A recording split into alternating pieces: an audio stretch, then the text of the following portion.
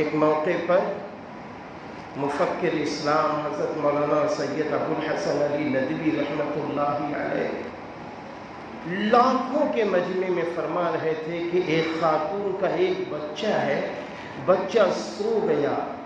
خاتون نے سوچا میں تالا لگا کر اپنے پڑوسن کے گھر میں جا کر کچھ سامان لینا ہے، لے کے فوراً آ جاؤ۔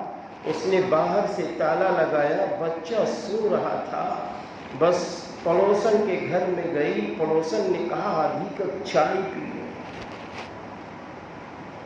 تو اس خاتون نے کہا میرا بچہ سو رہا ہے۔ کہا ارے وہ سو رہا ہے نا۔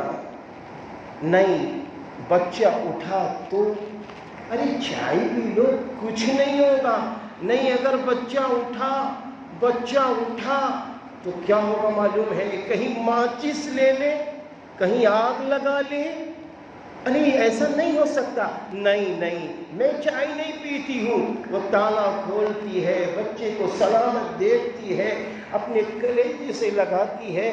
مفکر اسلام رحمۃ اللہ علیہ فرماتے ہیں اگر اس ماں کو یہ پتہ چل جاتا کہ یہ آگ تو 70 پانی سے دھلی ہے، جس آگ کے ڈر کی وجہ سے بچے کو گود میں تو لیتی ہے اور تو بچے کی فکر کرتی ہے، ارے اس آگ کی بھی فکر کر لے جو آگ 70 پانی سے نہیں دھلی۔